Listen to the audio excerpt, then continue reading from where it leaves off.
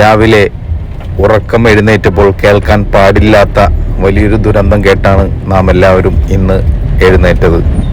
വയനാട് ജില്ലയിൽ സംഭവിച്ച രണ്ടിടങ്ങളിലായിട്ട് സംഭവിച്ച വൻ ദുരന്തം. ഏകദേശം 19 പേരോളം അതിൽ മരണപ്പെടുകയും ഒരുപാട് പേർക്ക് വീടുകൾ നഷ്ടപ്പെടുകയും ചെയ്തു. ഇനിയും ഈ മരണനിരക്ക് കൂടാതിരിക്കാൻ നമുക്ക് പ്രാർത്ഥിക്കാം. ചൂരമല അതുപോലെ മുണ്ടക്കായി എന്നീ 2 സ്ഥലങ്ങളിലാണ് ഉരുൾപൊട്ടിയത്. രാത്രി 1 മണിയോടെയാണ് ആദ്യ ഉരുൾപൊട്ടലുണ്ടായത്. ഇതിൽ ചൂരമല എന്ന് പറയുന്ന സ്ഥലത്ത് ഒരുപാട് വീടുകൾ ഇതിനകം തന്നെ നശിച്ചു പോവുകയും ഒരുപാട് പേർക്ക് എന്ത് സംഭവിച്ചു എന്ന് പോലും അറിയാത്ത ഒരു അവസ്ഥയിലാണ് നിൽക്കുന്നത്. രണ്ടാമത്തെ സ്ഥലമായ മുണ്ടക്കായി, അത് ഒരു തരത്തിലും ആർക്കും അങ്ങ് എത്തിപ്പെടാൻ പറ്റാത്ത രീതിയിലാണ് ആ സ്ഥലം നിൽക്കുന്നത്. അവിടേക്കുള്ള ആകെ ഒരു സഞ്ചാരമാർഗം എന്ന് പറയുന്നത് ഒരു പാലമാണ്.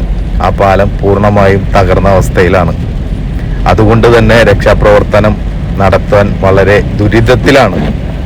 ഇപ്പോൾ നാട്ടുകാർ അതുപോലെ അവിടുത്തെ ബന്ധപ്പെട്ട ഉദ്യോഗസ്ഥർ എല്ലാവരും അവിടെ എത്തിയിട്ടുണ്ട്. അതുപോലെ തന്നെ നേവിയുടെ ഹെലികോപ്റ്റർ അങ്ങനെയുള്ള സജ്ജീകരണങ്ങൾ എത്തിക്കൊണ്ടിരിക്കുന്നു. പക്ഷേ ഇപ്പോൾ അവിടെ ഉള്ളവർക്ക് യാതൊന്നും ചെയ്യാൻ പറ്റാത്ത അവസ്ഥയിലാണ് ഇപ്പോഴത്തെ നില ഉള്ളത്. കാരണം അവിടേക്ക് എത്തിപ്പെടാനുള്ള പാലമാണ് തകർന്നു പോയത്. ഇത് ഇപ്പോൾ നിലവിൽ നമുക്ക് കിട്ടിയ അറിവ് പ്രകാരം ഏകദേശം 19 പേരാണ് മരണപ്പെട്ടത്. ഇനി അതിൽ കുഞ്ഞുങ്ങൾ മുതൽ പ്രായമായവർ വരെയും ഒരുപാട് ആളുകൾ അതിനകത്ത് പെട്ടിട്ടുണ്ട്. ഇതിനു മുന്നേ നടന്ന പുത്തുമല ദുരന്തം നാം എല്ലാവരും മറന്നിട്ടില്ല. അതിൽ ഒരുപാട് പേർക്ക് ജീവൻ അതുപോലെ അവരുടെ വീടുകൾ ഒരുപാട് നഷ്ടപ്പെട്ടു. അതുപോലെ തന്നെ വയനാട് ജില്ലയിൽ തന്നെ 2-3 സ്ഥലങ്ങളിൽ കഴിഞ്ഞ വർഷങ്ങളിൽ സംഭവിച്ച ഒരുപാട് ഉരുൾപൊട്ടലുകൾ ഉണ്ടായി. അതിലെല്ലാം ഒരുപാട് മരണപ്പെടുകയും ചെയ്തു. ഇപ്പോൾ ഈ കഴിഞ്ഞ ദിവസങ്ങളിൽ നമ്മളെല്ലാവരും കാത്തിരുന്നത് അർജുന് വേണ്ടിയായിരുന്നു. പക്ഷേ ഇപ്പോൾ അതിൽ കൂടുതൽ ദൈർഘ്യവും അതുപോലെ തന്നെ ഭീകരവുമായിട്ടുള്ള ഒരു അന്തരീക്ഷത്തിലാണ് ഇപ്പോൾ നമ്മൾ കടന്നു പോകുന്നത്. ഇപ്പോൾ വയനാട് ജില്ലയിൽ മാത്രമല്ല, കേരളത്തിലെ ഒട്ടുമിക്ക ജില്ലകളിൽ, മലപ്പുറം അതുപോലെ കോഴിക്കോട് എന്നീ ജില്ലകളിലും ഇതുപോലെ തന്നെ മഴ കൂടുതലാണ്.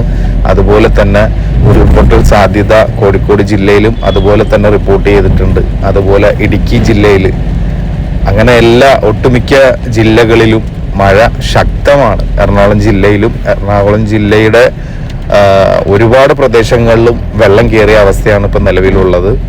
അതുപോലെ തന്നെ മൂന്നാർ, അതുപോലെ ഇടുക്കി ജില്ലയിലെ പല ഭാഗങ്ങളും മണ്ണിടിച്ചിലുണ്ടായിട്ടുണ്ട്. അപ്പോൾ ഇത് കേരളത്തിൻ്റെ ഒരു അവസ്ഥയാണിത്. ഇതിനെ ഏത് രീതിയിൽ നമുക്ക് മുന്നോട്ട് പോകാൻ, ഇതിനെ എങ്ങനെ തരണം ചെയ്യാൻ കഴിയുമെന്നുള്ളത് ഇതുവരെയും ആർക്കും അറിവില്ലാത്തൊരു കാര്യമാണ്. ഇതിന് എന്തെങ്കിലും ഒരു പോംവഴി, അതായത് ഓരോ വർഷവും ഇതുപോലെ മഴക്കാലം വരുമ്പോൾ ഇതുപോലെ മണ്ണിടിച്ചിൽ ഒരുപാട് പേരുടെ ജീവൻ നഷ്ടപ്പെടുന്നു. അവരുടെ കുടുംബം, വീട്, അവർ കഷ്ടപ്പെട്ട് അവർ പണിത വീടുകൾ, അവരുടെ സ്വത്തുവകകൾ എല്ലാം നശിച്ചു പോകുന്നു. പിഞ്ചു കുഞ്ഞുങ്ങളെ വരെ നമുക്ക് നഷ്ടപ്പെടുന്നു. ഇതിന് എന്തെങ്കിലും ഒരു പോംവഴി സർക്കാരുകൾ കാണേണ്ട അത്യാവശ്യം തന്നെയാണ്. അല്ലാതെ ഇത് ഓരോ വർഷവും ഒരു സംഭവം ഉണ്ടായിക്കഴിയുമ്പോൾ അതിന് കുറേ ആളുകൾ വന്ന് അപലപിക്കും.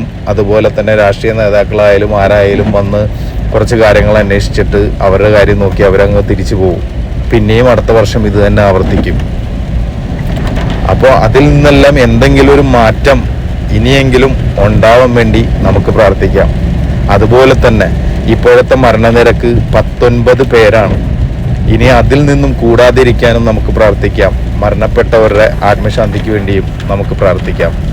അതാണ് നമുക്ക് ചെയ്യാനുള്ളത്.